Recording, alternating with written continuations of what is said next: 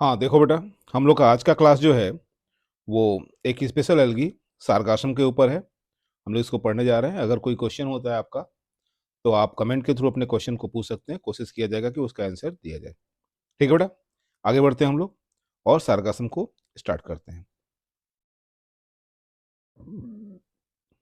देखो, इसमें सबसे पहले इसका सिस्टेमेटिक पोजीशन दिया हुआ है। सिस्टेमेटिक पोजीशन मतलब होता है वर्गीकरण में ये किस स्थान पर है।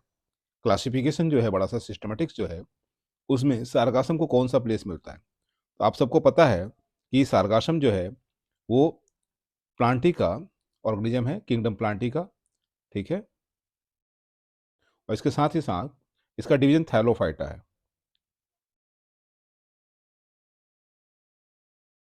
ठीक है बेटा, आगे क्लास की अगर बात करेंगे तो सार्गासम जिस क्लास से बिलोंग करता है, ठीक है, सार्गासम का जो क्लास है वो फियोफाइसी है।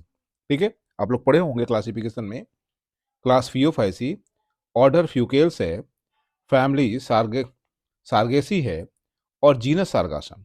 ठीक है, जीनस सार्गासम। नेक्स्ट हेडिंग इसका जो है सार्गासम का ऑकरेंस है। ऑकरेंस क्या होता है बेटा? ऑकरेंस मतलब कोई भी ऑर्गेनिज्म, कोई भी जीव जिस पर्टिकुलर क्षेत्र में बहुतायत में पाया जाता है वो उसका ऑकरेंस होता है। ठीक है बेटा, तो सार्गासम कहाँ पाया जाता है? तो हम लोग बात कर रहे हैं the genus Sargassum is represented by about 150 species. याद रखो बेटा, सार्गासम जो है वो अपने आप को लगभग 150 150 जातियों द्वारा खुद को रिप्रेजेंट करता है। हो गया। Found chiefly in tropical and सब ट्रॉपिकल सीज। याद रखो बेटा, ये कहाँ पाया जाता है? तो मुख्यतः मुख्य रूप से ट्रॉपिकल और सब ट्रॉपिकल समुद्रों में पाया जाता है। ठीक है, और वो भी साउदर्न हेमिस्फीयर के। तो दक्षिणी गोलार्ध के ट्रॉपिकल और सब ट्रॉपिकल समुद्र हैं, उन उन समुद्रों में ये पाया जाता है। The plant from huge floating mass in Atlantic ocean. याद रखो बेटा, ये जो पौधा है, ये जो प्लांट है सरगासम जो है, वो बड़े बड़े तैरने वाले झुंड बनाता है अटलांटिक ओशन में। हो गया। Of the African continent between 20 to 35 north latitude. याद रखो बेटा, 20 डिग्री से 35 डिग्री नॉर्थ लैटिट्यूड की तरफ ये अफ्रीकन कॉन्टिनेंट में मिल जाता है। याद रखो बेटा, hence hence this part of Atlantic Ocean is called Sargasso Sea. याद रखो बेटा, जिस अटलांटिक ओशन के जिस क्षेत्र में यह सार्गासम पाया जाता है उस पूरे भाग को ही सार्गासो सी कहा जाता है। यहाँ लिखा हुआ है सार्गासो सी कहा जाता है। यहाँ आगे है the species of Sargassum also found along the coast of Australia, India and Ceylon. इसके अलावा सार्गासम की जातियां जो हैं वो ऑस्ट्रेलिया, इंडिया और सिलोन, सिलोन मतलब होता है श्रीलंका, श्रीलंका के समुद्री किनारों पर भी पाई जाती हैं। याद रखिए बेटा, आगे in India genus is represented by about 16 species. भारत में सार्गासम की 16 जातियां पाई जाती हैं, which occur along the western and southern coast. ये कहाँ पाई जाती हैं? वो पश्चिमी और दक्षिणी समुद्री किनारों पर पाई जाती हैं। याद है बेटा, समुद्री किनारों पर पाई जाती हैं। Some of common species some of common species of Sargassum are given below. ये दिया हुआ ढेर सारी स्पीसीज के बारे में आप पॉज करके, रोक करके वीडियो को, इसके नाम को लिख लीजिएगा, पढ़ लीजिएगा और रुक के नोट्स बना लीजिएगा। ठीक है, आगे है थैलस स्ट्रक्चर। नेक्स्ट हेडिंग जो है हमारा सरगासम पर वह थैलस स्ट्रक्चर है बेटा। ठीक है, आपको जहां तक पता होगा कि जो एल्गीज होते हैं उनके बॉडी को, उनके प्लांट बॉडी को थैलस कहा जाता है। तो थैलस प्लांट बॉडी किसे बोलते हैं? ऐसे पौधे जो जो जिनका शरीर रूट, सूट और लिप्स में डिफरेंशिएटेड नहीं होता, जिनका शरीर जड़, तना और पत्ती में विभेदित नहीं होता, उसे हम लोग थैलस कहते हैं, सुकाई कहते हैं। इसका मतलब ये हुआ कि सार्गासम में भी रियल रूट, सूट और लिप्स नहीं पाई जाती। आगे बढ़ना बेटा, एक्सटर्नल स्ट्रक्चर। ठीक है, एक्सटर्नल स्ट्रक्चर दिया हुआ है फर्स्ट रीडिंग, यहाँ फर्स्ट रीडिंग हम लोग का बाह्य संरचना, बाहर से सार्गासम कैसा दिखता है। The thallus of Sargassum is diploid. याद रखो बेटा, जो सार्गासम का थैलस है वो उसकी प्रत्येक कोशिका जो होगी 2n स्टेज में होगी। ठीक है बेटा, और such thallus is known as sporophyte. ठीक है, ऐसे थैलस जो डिप्लॉयड स्टेज में होते हैं उनको हम लोग स्पोरोफाइट कहते हैं। It is erect and branch. It is erect and branch. Erect और ब्रांच का मतलब क्या हो गया? इसका थैलस होगा वो सीधा होगा, सीधा होगा और उससे ब्रांचेस निकले होंगे बेटा। ठीक है, ब्रांचेस निकले होंगे। इरेक्ट और ब्रांच के बारे में बात कर रहा है। ठीक है, थैलस इसका इरेक्ट है और कैसा है? ब्रांच है। And differentiated into hold fast and main axis. इसके साथ ही साथ इसका जो थैलस है, ठीक है, वो होल्ड फास्ट और मेन एक्सिस में विभेदित है। होल्ड फास्ट और मेन एक्सिस मुख्य अक्ष में विभेदित है। आगे लिखा हुआ बेटा, the latter bear many leaf like lateral branches. Latter मतलब बाद वाला, यानी मेन एक्सिस में ढेर सारी अनेक पत्ती नुमा पार्श्व शाखाएं हैं। पार्श्व लैटरल ब्रांचेस मतलब होता है पार्श्व शाखाएं हैं। एंड एयर ब्लैडर्स, याद रखो बेटा, इसके साथ ही साथ इसमें एयर ब्लैडर्स भी हैं। ठीक है, एयर ब्लैडर्स भी हैं। आगे बढ़ रहे हैं, air bladders. The hold fast is discoid or warty structure. याद रखो बेटा, जो सार्काश्रम के थैलस का जो होल्ड फास्ट है, होल्ड फास्ट क्या करता है? थैलस को आधार से जोड़ता है। होल्ड फास्ट है वो डिस्कनुमा होगा या मत्स्यनुमा होगा। ठीक है, डिस्कनुमा या मत्स्यनुमा होता है। With help of which thallus remain attach to the substratum. याद रखो बेटा, होल्ड फास्ट की सहायता से, होल्ड फास्ट की सहायता से जो थैलस है, जो थैलस है वो सबस्ट्रेटम से अटैच रहता है। याद रखो बेटा, होल्ड फास्ट की सहायता से जो थैलस है वो सबस्ट्रेटम यानी आधार से जुड़ा रहता है।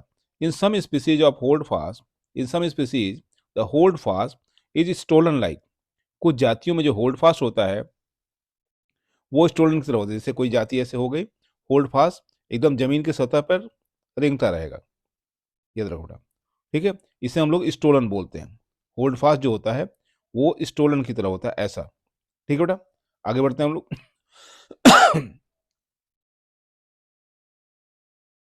द मेन एक्सिस या स्टेम और स्टेम इज इरेक्ट। सार्गासम का जो मेन अक्ष होता है वो सीधा खड़ा होता है बेटा। सार्गासम का जो मेन अक्ष होता है वो सीधा खड़ा होता है, सिलेंड्रिकल होता है। यह बेलनाकार या चपटा होता है। Varying in height from 15 to 25 centimetre. ठीक है, जो इसका मेन एक्सिस है जिसे हम लोग स्टेम भी कहते हैं, यह सीधा होता है, बेलनाकार होता है या चपटा होता है। इसकी जो लंबाई है वो बदलती रहती है स्पीसीज टू स्पीसीज, जाति के अनुसार बदलती रहती है। But some time it attain height of more than 1 metre. कुछ दशाओं में यह 1 मीटर से भी लंबा हो जाता है। As in Flippi pendula.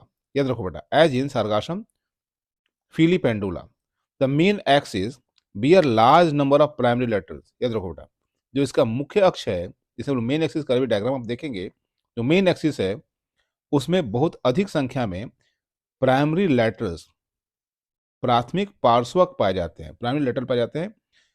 हो गया। In a spiral phyllotaxy of 2/5, 2 to 5 लिखा हुआ है। इसका मतलब इसके जो प्राइमरी लेटर्स होते हैं वो 2 घेरे में 5 लेटर्स लगे होते हैं। यानी अगर हम कभी स्टेम को देखेंगे, तने को देखेंगे, तो इसमें अगर हम 2 रिंग बनाएं, ठीक है, 2 घेरा बनाएं, तो इसमें 5 लगे रहते हैं। ठीक है, ठीक है, ऐसे 2 चक्र बने तो इसमें 5 लेटर, एक लेटर अगर यहाँ है तो दूसरा फिर यहाँ होगा, फिर तीसरा यहाँ होगा, फिर चौथा यहाँ होगा, फिर पांचवा यहाँ होगा। ठीक है, इस तरीके से 5 लेटर लगे रहते हैं। याद रखिए बेटा, 2 घेरे में 2 सर्किल में 5 लेटर्स मौजूद होते हैं।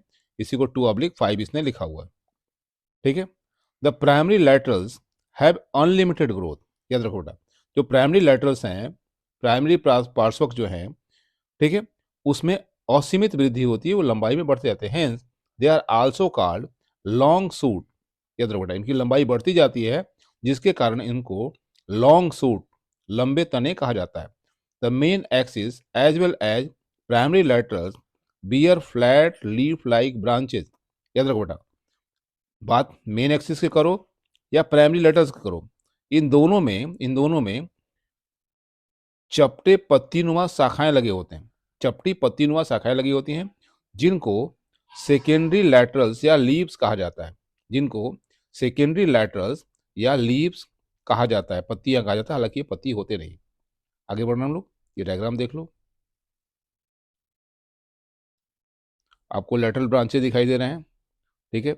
ये बीच में ये मेन एक्सिस दिख रहा है, ठीक है। लीफ लाइक एक्सपेंशन दिख रहा है, ठीक है। एक्सिलरी ब्रांचेज है, इसको देख लो, आप अपने बुक में जाकर डायग्राम को देख सकते हो, ठीक है। यहाँ पे आपको एक्सिस देखने को मिल जाएगा, ब्रांचेस हैं, एयर ब्लैडर देखने को मिल जाएगा, ठीक है। आगे पढ़ रहे हैं बेटा लोग। The leaves are flat and simple with distinct mid rib.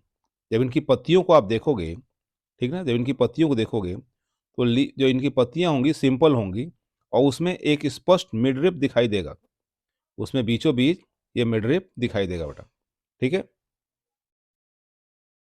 आगे, sometime mid rib is absent in few species. The margin of leaves are serrate, dentate और entire. याद रखो बेटा, जो पत्तियों का मार्जिन है, जो पत्तियों का किनारा है, वो कुछ दशाओं में ऐसा हो सकता है, ठीक है, इस तरह का हो सकता है, अथवा यही मार्जिन, ठीक है, डेंटेट हो सकता है, ऐसा हो सकता है, अदरवाइज, ठीक है, यही मार्जिन जो है इंटायर, इंटायर का मतलब होता है स्मूथ, ठीक है, स्मूथ हो सकता है। हमने तीनों संभावनाओं को डायग्राम के रूप में आपको दिखा दिया है।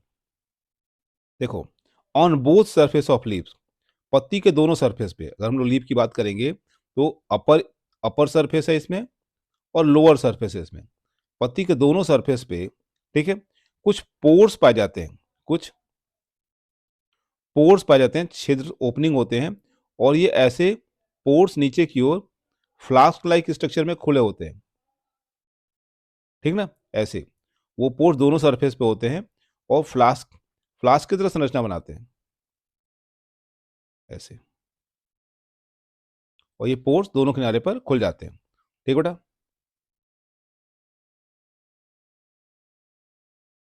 आगे बढ़ते हैं। The margin of leaves are serrated हो चुका है। On the both surface of leaves small pores पाए जाते हैं, दो जरूर ऑस्टियोल्स, जिन छिद्रों को, मतलब दोनों सतह पर छिद्र पाए जाते हैं जिनको हम लोग ऑस्टियोल कहते हैं, are present. These pores open in small flask shape sterile cavity. याद रखो बेटा, ये जो पोर्स हैं, ये जो पोर्स सरफेस पे होंगे, वो नीचे की ओर स्टेराइल कैविटी में खुलते हैं। अगर पत्ती का सरफेस देंगे तो इस तरह होगा, स्टेराइल कैविटी में खुलते हैं, ठीक है। इन स्टेराइल कैविटी को क्रिप्टोस्टोमेटा या स्टेराइल कॉन्सेप्टिकल कहा जाता है, ठीक है। क्रिप्टोस्टोमेटा या स्टेराइल कॉन्सेप्टिकल कहा जाता है, याद रखो बेटा इन्हें। The leaves the leaves present in lower part of primary laterals bear rudimentary axillary branches. याद रखो बेटा, ऐसी पत्तियां जो जो प्राइमरी लैटरल के निचले भाग पर पाई जाती है, जो प्राइमरी लैटरल के लोअर पार्ट पे पाई जाती है, ठीक है, लोअर पार्ट पाई जाती है, उनमें रूडिमेंट्री, ठीक है, उनमें और रूडिमेंट्री एक्सिलरी ब्रांचेज पाई जाती हैं, रूडिमेंट्री एक्सिलरी ब्रांचेज पाई जाती हैं, and those present on upper portion have axillary branch system, ठीक है, जो ऊपर होती है उनमें एक्सिलरी ब्रांच सिस्टम पाया जाता है। आगे बढ़ते हैं बेटा। One or more one or more basal membrane of axillary branch are modified. याद रखो बेटा, उसी एक्सिलरी ब्रांच में से कोई ब्रांच मॉडिफाई हो जाता है और गोलाकार संरचना बनाता है, ग्लोबुलर ग्लोबुलर स्ट्रक्चर बनाता है, गोलाकार संरचना बनाता है, जिसे हम लोग एयर ब्लैडर कहते हैं, ठीक है, गोलाकार संरचना बनाता है जिसे हम लोग एयर ब्लैडर कहते हैं। The air bladder are filled with air and help the plant floating by increasing the buoyancy. याद रखो बेटा, जो एयर ब्लैडर होता है उसमें हवा भरा होता है, the air bladder are filled with air, ठीक है, उसमें हवा भरा होता है, जिसके कारण प्लांट जो होता है तैरता रहता है, फ्लोट करता रहता है, और यह एयर ब्लैडर बायोन्सी को बढ़ाता है, यानी पानी में ऊपर उठने की क्षमता को बढ़ाता है बेटा, ठीक है। आगे हम लोग बढ़ रहे हैं। In some species of air bladder in some species the air bladder terminates into leaves. कुछ जातियों में एयर ब्लैडर जो होता है, ठीक है, पत्तियों को हटा देता है, यानी एयर ब्लैडर जहां बन जाएगा वहां पत्तियां नहीं होती हैं, देखो बेटा, according to some algologist the air bladder help in respiration. कुछ शैवाल वैज्ञानिकों के अनुसार एयर ब्लैडर जो होता है वो श्वसन में मदद करता है। The subsequent membrane of axillary branch system develop into long repeatedly branch cylindrical और फ्लैट स्ट्रक्चर कॉल्ड रिसेप्टिकल। याद रखो बेटा, इसमें हम बात कर रहे हैं subsequent membrane. The subsequent membrane of axillary branch की कुछ ऐसी झिल्लियां होती हैं, ठीक है, जो डेवलप होती हैं लंबी शाखाओं में, ठीक है, और ये बेलनाकार होती हैं अथवा चपटी होती हैं। इनको हम लोग रिसेप्टिकल कहते हैं, the receptacle bear reproductive organ. याद रखो बेटा, यही वो रिसेप्टिकल है जिनमें जनन अंग बनते हैं, रिप्रोडक्टिव ऑर्गन बनते हैं। इन स्पेशल फ्लास्क शेप स्ट्रक्चर, ये जो जनन अंग होते हैं वो विशेष प्रकार के फ्लास्क नुमा संरचना के अंदर बनते हैं। इन फ्लास्कनुमा संरचना को बेटा कॉन्सेप्टिकल कहा जाता है। इन फ्लास्कनुमा संरचना को कॉन्सेप्टिकल कहा जाता है। और हम ये फर्स्ट पार्ट जो सर्गासम का था उसको यहीं पर रोक रहे हैं। सेकेंड इंटरनल स्ट्रक्चर जो होगा अगले वीडियो में जल्दी ही आपको मिल जाएगा, इसे देखिए और क्वेश्चन समझ में ना आए तो आप क्वेश्चन पूछिए, ठीक है।